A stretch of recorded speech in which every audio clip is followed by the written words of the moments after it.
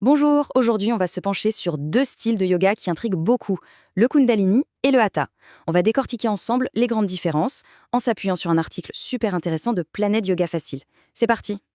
Alors, voilà la question qui revient tout le temps. Kundalini, Hatha, mais comment on est censé choisir son cours de yoga? Surtout quand on commence, ça peut être un vrai casse-tête. Eh bien, l'idée, c'est qu'on va essayer de démêler tout ça ensemble. Allez, on attaque. Premier point, un point de départ commun. Parce que oui, avant de parler de ce qui les différencie, il faut savoir que ces deux yogas ont quand même un tronc commun, une base vraiment solide. En fait, qu'on soit dans un cours de Kundalini ou de Hatha, on va retrouver les mêmes fondamentaux. Il y a les asanas, vous savez, les postures, il y a le travail sur le souffle, la respiration.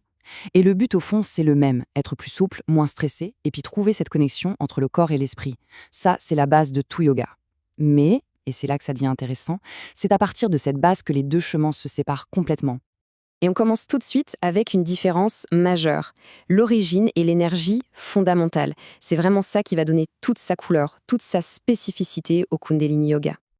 Alors, quand on parle de Kundalini Yoga en Occident, il y a un nom qui revient sans arrêt, Yogi Bhajan. Faut savoir que c'est lui qui a, disons, ouvert les portes.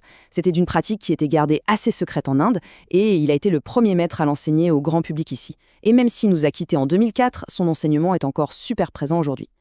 Et le concept clé, vraiment le cœur du réacteur du Kundalini, c'est cette fameuse énergie, la Kundalini. Alors, comment on se la représente? C'est comme une énergie en sommeil, une sorte de potentiel qui serait lové tout en bas de notre colonne vertébrale. Et tout, absolument tout dans la pratique, les postures, la respiration, est fait pour une seule chose, réveiller cette énergie et la faire monter. Et là, l'auteur de l'article apporte une précision qui est assez intéressante. Pour lui, ce n'est pas juste une croyance, un concept un peu mystique.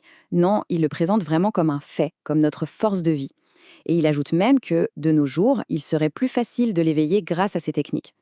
Ok, maintenant qu'on a la théorie, passons à la pratique. Concrètement, dans un cours, ça se passe comment? À quoi ça ressemble physiquement? Accrochez-vous parce que c'est une expérience qui bouge pas mal. Alors, il y a trois choses qui sautent aux yeux. D'abord, les postures sont dynamiques.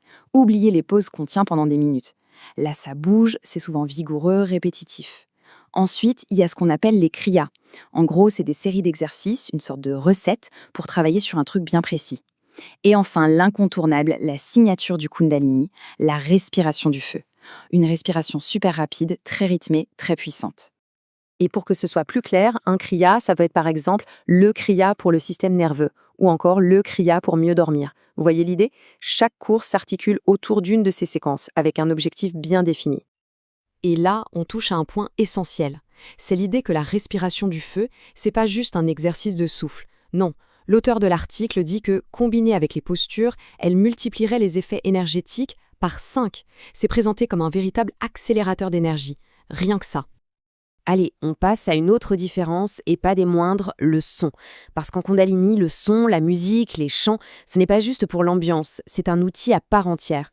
Vous savez, dans beaucoup de cours de yoga, on commence en chantant le son Om. Eh bien, en Kundalini, c'est différent. On a un mantra d'ouverture spécifique. Ong Namo Gru Dev Namo. Ça veut dire quelque chose comme « je m'incline devant l'énergie créatrice et la sagesse intérieure ». C'est une manière de se brancher en quelque sorte avant de démarrer la pratique. Et ce n'est que le début. L'utilisation des mantras est vraiment partout. Il y en a pour tout.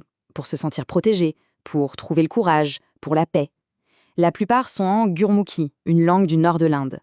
Et du coup, la musique est vraiment au cœur de chaque cours. Elle accompagne toute la séance. On continue avec une autre distinction très importante, la question du focus. C'est-à-dire où est-ce qu'on met notre attention pendant qu'on pratique. Et là, philosophiquement, c'est un grand écart. Voilà qui résume tout. D'un côté, on a des yogas comme le Hatha, et encore plus l'Iyengar, où l'obsession, c'est l'alignement physique. Le genou au-dessus de la cheville, le dos bien droit, etc. De l'autre côté, en Kundalini, le regard est tourné vers l'intérieur. Ce qui compte, c'est ce qui se passe à l'intérieur. Comment l'énergie circule, ce qu'on ressent de subtil, comment cette énergie s'éveille.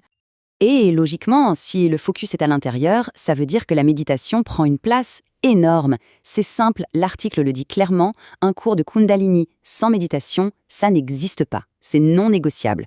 L'objectif final, c'est vraiment de développer un mental calme, un esprit qu'on appelle méditatif. Bon, on a vu plein d'éléments séparés, mais maintenant, on arrive au cœur du sujet, à ce qui fait vraiment l'essence du Kundalini Yoga. Et la clé, ce n'est pas un seul de ces éléments. C'est la combinaison de tout ça, c'est le cocktail qui est unique. Prenez la respiration du feu, ajoutez les kriyas, mélangez avec les mantras, les postures qui bougent, la méditation, la musique. C'est cet ensemble, cette synergie qui crée une expérience complètement à part et qui le différencie de tout le reste. Et je trouve que l'auteur termine sur une note vraiment chouette et pleine d'ouverture. Même si on sent bien que c'est un passionné de Kundalini, il rappelle une chose essentielle. Il nous dit, au fond, peu importe le style, n'importe quel yoga que vous choisirez de pratiquer vous sera merveilleux et salutaire. Et c'est ça le plus important. Ce qui nous amène à la question finale, peut-être la seule qui vaille vraiment. Au-delà de toutes ces différences, de toutes ces techniques, et si le meilleur yoga, c'était tout simplement celui qui nous fait du bien? Celui qu'on a envie de retrouver sur son tapis, semaine après semaine? La réponse, évidemment, elle est propre à chacun.